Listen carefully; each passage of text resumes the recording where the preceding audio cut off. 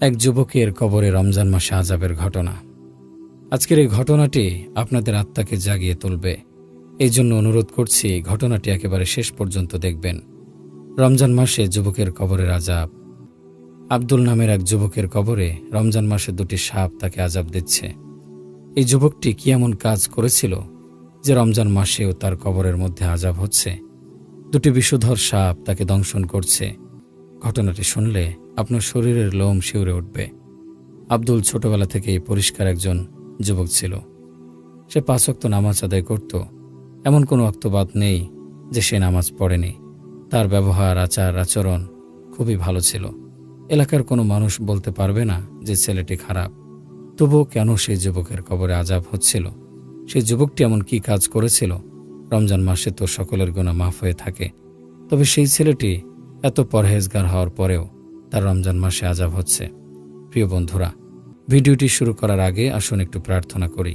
হে আল্লাহ, আমাদের সকলকে ধন সম্পদের মালিক বানিয়ে দিন, রোগ থেকে মুক্তি দিন এবং 5 ওয়াক্ত নামাজ পড়ার তৌফিক দান করুন। সকলেই কমেন্ট বক্সে লিখুন আমিন। বন্ধুরা, ভিডিওটিতে একটি লাইক দিন এবং চ্যানেলে নতুন হয়ে থাকলে চ্যানেলটি সাবস্ক্রাইব করে রাখুন। তো চলুন বন্ধুরা, আমরা সেই ঘটনায় ফিরে যাই। একদিন মসজিদ থেকে ফজরের নামাজ পড়ে বের হয়ে একটি লোক তার বাসার দিকে যাচ্ছিল।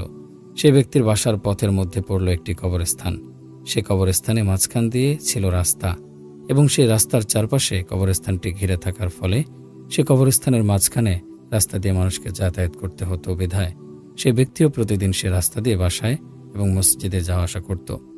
সে ব্যক্তি 5 ওয়াক্ত নামাজ আদায় করেছিল। বিধায় তাকে 5 ওয়াক্ত নামাজ আদায় করার জন্য এই কবরস্থানের রাস্তা দিয়ে যাতায়াত করতে হতো। একদিন সে ব্যক্তি ফজরের নামাজ আদায় করে সে কবরস্থানের রাস্তা দিয়ে বাসায় যাচ্ছিল।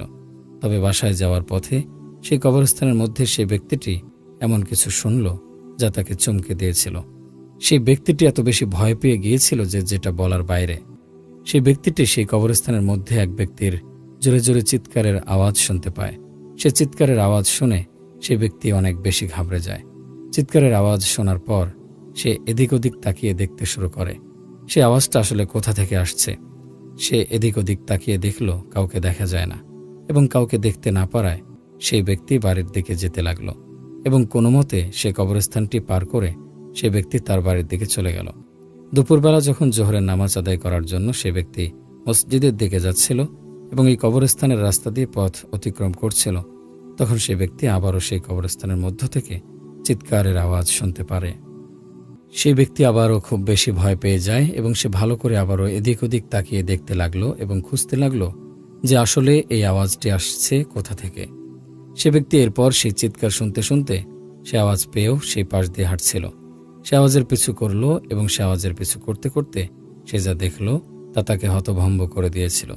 সেই ব্যক্তিটি সে আওয়াজের কিছু পড়তে পড়তে একটি কবরের কাছে গিয়ে পৌঁছালো এবং যখন সে বুঝতে পারল যে সে কবরের ভেতর থেকে সেই চিৎকারের আওয়াজ আসছিল, তখন সে অনেক বেশি অবাক হয়ে যায়। কেননা 3 দিন আগে সে কবরটি নির্মাণ করা হয়েছিল এবং একজন যুবককে সেই কবরের মধ্যে দাফন করা হয়েছিল এবং দাফনের সময় সে নিজেও সেখানে উপস্থিত ছিল। কেননা যে যুবকটিকে সেই কবরের মধ্যে দাফন করা হয়েছিল সেই যুবকটি ছিল সেই ব্যক্তির চাচাতো ভাই। সেই ব্যক্তি যখন দেখল যে তার চাচাতো ভাইয়ের কবরের ভেতর থেকে এই চিৎকারের আওয়াজ আসছে, তখন তার আর বোঝার বাকি রইল না যে তার কবরে কি হচ্ছে। তার কবরে হচ্ছে কঠিন আযাব। বিষয়টি দেখে সেই ব্যক্তি নামাজ পড়তে চলে যায় এবং নামাজ আদায় করে সে বাড়ির দিকে রওনা হয়। সে ব্যক্তিটি বাসায় যাওয়ার পর তার চাচা এবং চাচিকে বিষয়টি খুলে বলে যে গতকাল থেকে আমি ভাইয়ের কবর থেকে চিৎকারের আওয়াজ শুনতে পাচ্ছি। মহান আল্লাহ পাক রব্বুল আলামিন তাকে অনেক বেশি আযাবের মধ্যে রেখেছেন। তোমরা দুজনে সেখানে গিয়ে নিজেই শুনে আসো এবং অনুরোধ করে তোমরা তোমাদের সন্তানকে ক্ষমা করে দাও এবং তার মাগফিরাতের জন্য দোয়া করো। বর্তমান রমজান মাস, মহান আল্লাহ পাক অবশ্যই তোমাদের দোয়া কবুল করবেন। তবে এলাকার মানুষজন সেই যুবকের চিৎকারে আওয়াজ শুনতে পায়।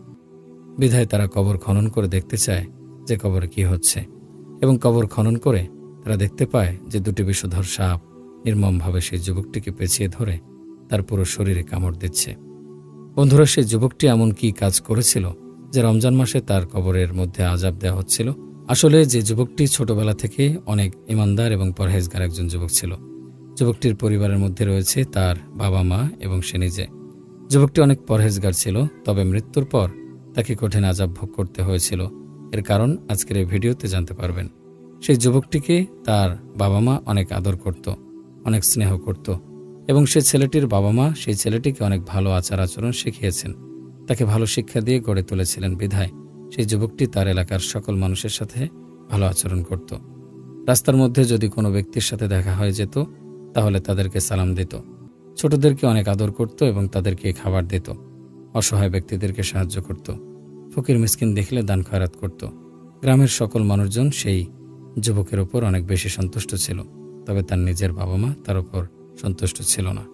আসলে সে যুবকটি 5 ওয়াক্ত নামাজ আদায় করে মানুষের সাথে ভালো আচরণ করে, সে সৎপথে চলাফেরা করে, অসহায়দের সাহায্য করে। তবে সেই যুবকটি বাইরে তো সকলের সাথে ভালো আচরণ করত, তবে সে তার মা বাবার সাথে খারাপ আচরণ করত, তাদেরকে সবসময় গালিগালাজ করত এবং অসম্মান করত। তার এই কর্মকাণ্ড সম্পর্কে তার চাচা চাচি এবং চাচাতো ভাই জানত। তার ছোট চাচাতো ভাই তাকে অনেকবার সেই যুবকের মা বাবার সাথে খারাপ আচরণ করতে বাধা দিলে সে কিছুতেই কারো কথা শুনত না। ফলে একদিন হঠাৎ করে সেই যুবকটির মৃত্যু হয়ে যায়।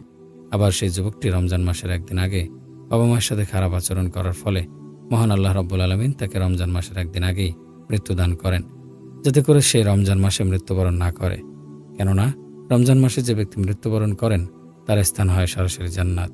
চাচাতো ভাইয়ের মুখে যখন সে যুবকের মা বাবার এই কথা শুনল, তখন তারা কবরস্থানের মধ্যে গেল এবং সেখানে গিয়ে তারাও তাদের সন্তানের চিৎকারের আওয়াজ শুনতে পারছিল এবং দেখল যে তার সন্তানকে 2টি বিষধর সাপ দংশন করছে এবং তাকে কঠোর আযাব দেয়া হচ্ছে। এরপর তারা তাদের সন্তানকে ক্ষমা করে দিল এবং তার জন্য মাগফিরাতের দোয়া করল। দোয়া করার ফলে আল্লাহ পাক কবর থেকে আযাবের সাপগুলো উঠিয়ে নিল। এরপর পুনরায় সে যুবকটির কবর বন্ধ করে দেওয়া হলো। বন্ধুরা, এই ছিল আমাদের আজকের ভিডিওটি আপনাদের কাছে কেমন লেগেছে তা অবশ্যই কমেন্ট করে জানাবেন। ভিডিওটি ভালো লাগলে অবশ্যই ভিডিওতে লাইক দেবেন এবং নিয়মিত আরও এরকম নতুন নতুন ইসলামিক ভিডিও পেতে আমাদের এই চ্যানেলটি সাবস্ক্রাইব করে পাশে থাকা বেল আইকনটি বাজিয়ে রাখুন। দেখা হবে আবারও নতুন কোনো ভিডিওতে। সেই পর্যন্ত আপনারা সকলে ভালো থাকবেন, সুস্থ থাকবেন, এই প্রত্যাশায় আজকের মতো বিদায় নিচ্ছি।